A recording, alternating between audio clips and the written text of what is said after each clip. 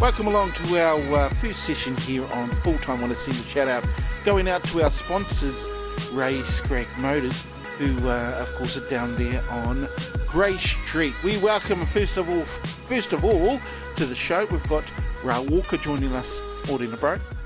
Yeah, good morning, boys. Another Saturday has arrived, and forgive me if you hear the noise in the background. That's just me trying to make a hot cup of coffee, but I think it's going to be a nice day here in Gisborne. Indeed.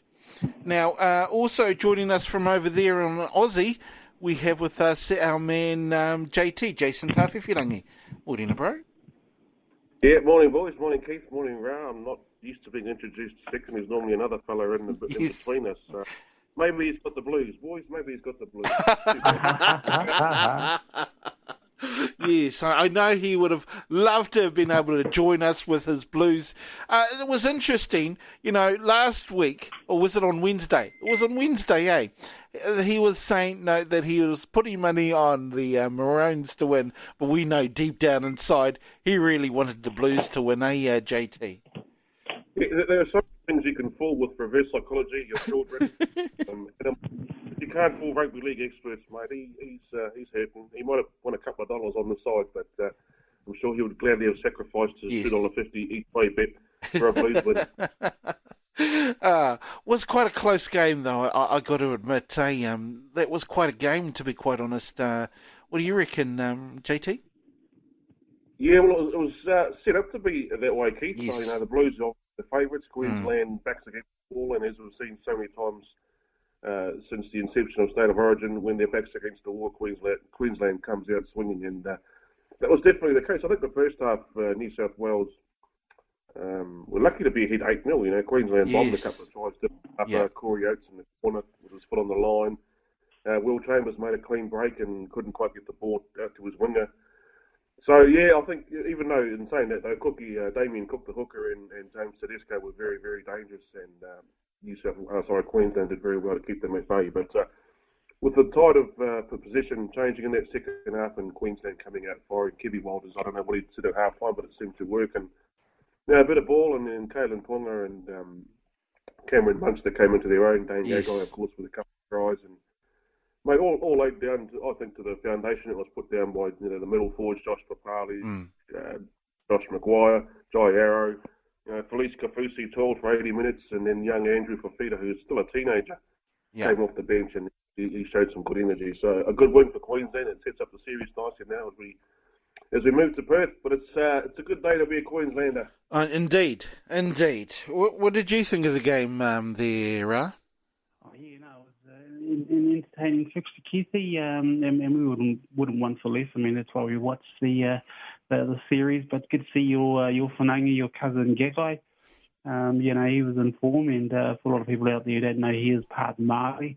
As a couple of others in both teams have that lineage going back. But in all fairness to our man Reno, even though he did play it down and he did pick it like us, he did reckon that it was going to be a close game, but nonetheless, a sweet victory for Maroons, and deservedly so, because they needed to perform at home. But I'll tell you, there wasn't a heck of a lot in it in terms of the scoreline. No. So I think the next turnaround, the next game is going to be quite a good one, and the Blues may even secure it. Don't tell Reno that, though. Yeah.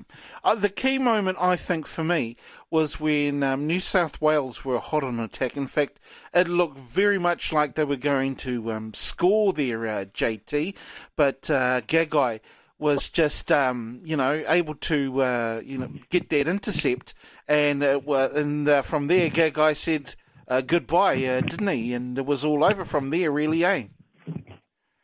Yeah, I guess it was one of the turning points, Keith, with Jack Whiten came off the bench and worked his way across the field. And I've watched a replay of the game probably 5 or 6 times, and that try, I don't know, but it looked like it was almost like a try assist to Jack Whiten for Queensland. And once he got that ball, mate, they showed a split screen later on with Kevy Walters sort of riding him home, up in the fifth at Awapuni Stadium. At Makaraka, sorry. They showed the wide shot, and Josh Adokar gave chase and a couple of others, but I think once he got over that halfway, no one was catching. We just pinned those ears back and thankfully got across the line. And that put us at Queensland in the front, and they were never headed after that. So, mate, just a great spectacle, good crowd, good conditions, and good for the game, I think. Like I said, take it to Perth now. Perth's a neutral state, but I think, and I could be wrong, but I'm pretty sure that most states outside of these two would prefer Queensland. I know down in Victoria, where I used to live, they hate New South Wales with a passion, and they're on the back of Queensland any day. So hopefully the good folk in Western Australia do the same. Well, it was interesting, eh? I think it was the Māori boys in that game that scored the points for Queensland in that game there, Raa? Yeah, funny that, Keithy, but no surprise.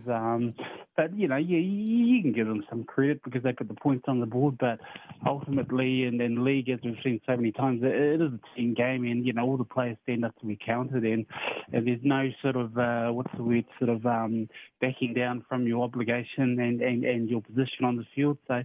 A lot of the players must take full credit, but always good to see our Whanangas, their whakapapa back home here, even though sort of maybe born in Aussie, they still remember their roots. And let's hope that it may long continue. And even more so, we see a lot more Kiwis, a lot more Māori in State of A because there's a heap of ton of them living over there now. It's going to be really hard, I think. Not impossible, though, but it's going to be really hard for New South Wales for the remainder of the season, for the Series A, AJT. Well, you look at it psychologically, Queensland has now won the last two matches. They won Game 3 last year. Very, very unlucky not to win Game 2 last year, and indeed the season.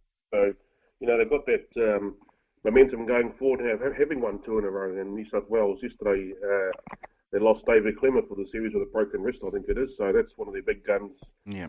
That's been dropped down. That really has been the story of the New South Wales build-up for this entire series, with players being ruled out with various injuries. So, once again, who cares? Too bad. That's the roll of the dice. That's the way the cookie crumbles. And as a Queensland supporter, I'm sure we don't care. I certainly don't anyway. Bring on Game 2. Anyone actually stand out for you for New South Wales in that game there, JT? Yeah, definitely. I mean, like I said, Damien Cook at hooker. Yeah. At dummy half, he had some telling runs in the first half. James Tedesco, whenever he's got the ball, is obviously going to be a danger with his twinkle toes footwork. In fact, he set up their first try when caught on the outside of Cameron Munster. Jake Trebojevic, the manly loose forward, is always a hard run. He got their third try, and I think Brad Fittler made a couple of boo-boos there by not bringing him on for his second stint early enough. And David Clemmer, I think he left on the field too long. So when he came back for his second, he didn't have much to offer. In terms of flops, there was a few for the New South Wales side, really. Latrell Mitchell went walkabout, unfortunately. Did he what? Just like a passenger, non-existent. Cody Walker, he was also a bit of a flop, and there's a bit of a meme going around with Brad Fittler saying in reference to the boys not singing the anthem. It says the words along the lines of, "I thought you boys were going to just sit out the anthem, not the game." Right. I thought it was quite amusing. So, yeah, they just didn't gel. They looked out of sorts. They looked at times like they were the possum in the headlights. And I think that Queensland spirit, which everyone knows abounds when it comes to State of Origin, was there quite overwhelmingly. And it might have just been too much for the New South Wales boys, and they didn't come out. Maybe the preparation wasn't quite right. Maybe it was the home down advantage. Maybe it was the Suncorp, the factor of that. And like I said, mate, I couldn't give a stuff. Queensland hard. Indeed.